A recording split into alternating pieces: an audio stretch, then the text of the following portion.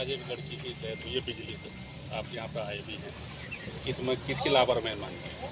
देखिए, ये विद्युत विभाग की लापरवाही है, क्योंकि जहाँ आज घटना घटी है 6 महीने पहले भी वहाँ घटना घटी थी। वो तो अच्छा समय अच्छा था कि तत्काल जो है बिजली चली गई, वो बच्ची बच गई।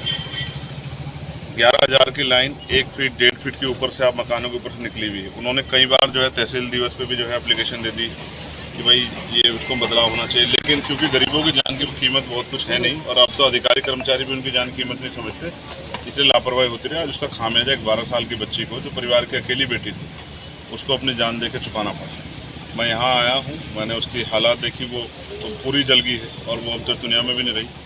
अभी उसका पोस्टमार्टम हो रहा है। मैंने यहाँ के अधिकारियों से बात की है, जो भी उचित मुआवजा जो है इस तरह की घटना में जो बैठता है, वो मुआवजा उसके परिवार को मिले, और जिन अधिकारियों की लापरवाही से ये हुआ है उन पर FIR दर्ज हो, उसके लिए हमने बातचीत कर ली है।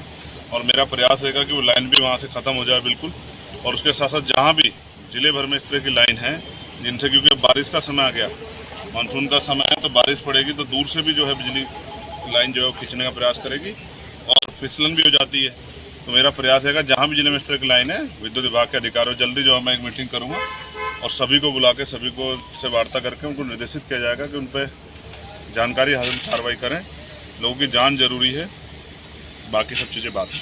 सांसद जी, आप जो यहाँ से बीजेपी के नगीना से ओम कुमार जी चुनाव लड़े थे, वो आपके ऊपर बहुत हमलावर है इस समय। आपको कह रहे हैं कि आप बाहरी हैं, आप गुंडागर्दी कर रहे हैं, भगा देंगे आपको, अभी नौर तो भगा देंगे। क्या कहना चाहते हैं? वो मेरे सामने ही चुनाव लड़े थे और यहाँ की जनता ने उनकी परफॉर्मेंस के आधार पर उनको पिछली बार जितने वोट मिले थे भारतीय जनता पार्टी प्रत्याशी, उससे भी 50,000 वोट कम दी। इसका प्रमाण ये है कि उन्होंने जैसे काम किए, जनता उसी तरह का जो है उनको समर्थन दे रही है। और जिस तरह की भाषा का उपयोग कर रहे हैं कि भाई मैं काम नहीं करूँगा, जिसने वोट दिया उसे काम करूँ, लोकतंत्र में इस भाषा को पसंद किया ही नहीं गया। हम तो कह रहे हैं कि जो भारतीय जनता पार्टी कार्यकर्ता भी, अगर उनकी भी कोई समस्या होगी, वो हमारे पास आएँ। हमारे जो यहाँ लीडर लोग हैं, प्रतिनिधि लोग हैं, हमारे जिले की टीम है, अगर भाजपा के लोग भी अपने लोग काम नहीं करा पा रहे, किसी को जायज़ परेशानी है, तो हमारे पास हम उनका काम कराएंगे। और वो अभी मैं सतगुरु रविदास जी महाराज से प्रार्थना करूँगा कि उनको सद्बुद्धि मिले और गुस्सा छोड़ के, वो तो सम्मानित पद में विधायक हैं, तो विधायक के अपनी विधानसभा के जरिए काम करें लोग, उनको तो अवसर थे।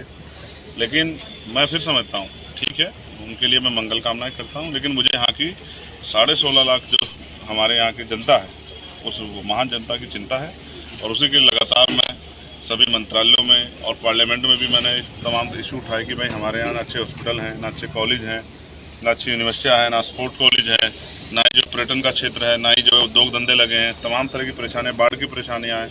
तो मैं अभी 1-2 दिन बाद ही जो है जल मंत्री जी से मिलकर जो है कोशिश ये करूँगा कि यहाँ जो बाढ़ की समस्या है, इस पर जो उसका उचित उपाय हो, क्योंकि बाढ़ से हर बार परेशानी, तो पैसा भी आता है, लेकिन वो पैसा फाइलों तक, नेताओं तक सीमित रह जाता है, वो ज़मीन पे नहीं लगता। और जब ज़मीन पे जाके लगता तो हर साल बाढ़ की समस्या से लोगों को जूझना पड़ता। अब यहाँ का MP वो नहीं जो किसी कमीशन के चक्कर में जो है और वो घर में बैठ जाएगा, या यहाँ का MP ऐसा अगर कहीं काम होगा और उसमें लापरवाही बरती जाएगी, तो जो अधिकारी लापरवाही बरतेंगे उनके खिलाफ भी कार्रवाई के लिए वो लड़ेंगे। सांसद जी, आपने कुछ दिन पहले, लगभग 30 दिन पहले एक बयान दिया था नमाज और कामड़ को लेकर। उसी के पलटवार में ओम कुमार ने कहा कि मुसलमानों से इतनी हमदर्दी है चंद्रशेखर को, तो अपने घर में नमाज पढ़वाएं। इस पर क्या कहेंगे आप? पढ़वा लेंगे, उनका दिल छोटा है, हमारा दिल छोटा थोड़ा ही है।